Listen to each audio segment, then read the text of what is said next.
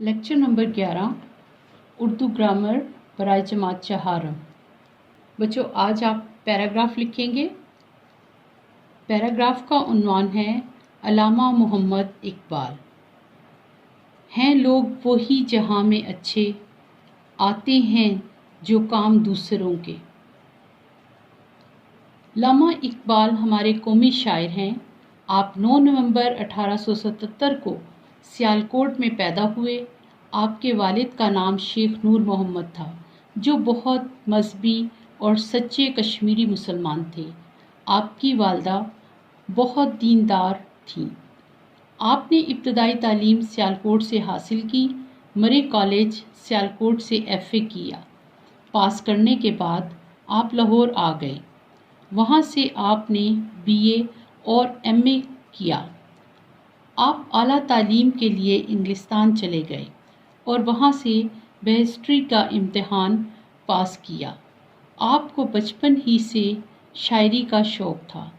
آپ نے بچوں کے لیے بہت سی نظمیں لکھیں۔ آپ نے اپنی شاعری کے ذریعے سوئی ہوئی مسلم قوم کو بیدار کیا اور ان میں آزادی کی تڑپ پیدا کی۔ آپ کے پیغام نے مسلمانوں کے دل پر بڑا گہرا اثر کیا۔ آپ نے پاکستان کا تصور پیش کیا۔ اسی وجہ سے آپ کو مصور پاکستان بھی کہا جاتا ہے۔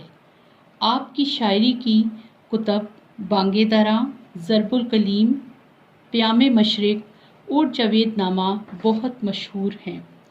آپ نے بچوں کے لیے بہت سی خوبصورت نظمیں لکھی، جن میں پہاڑ اور گلہری،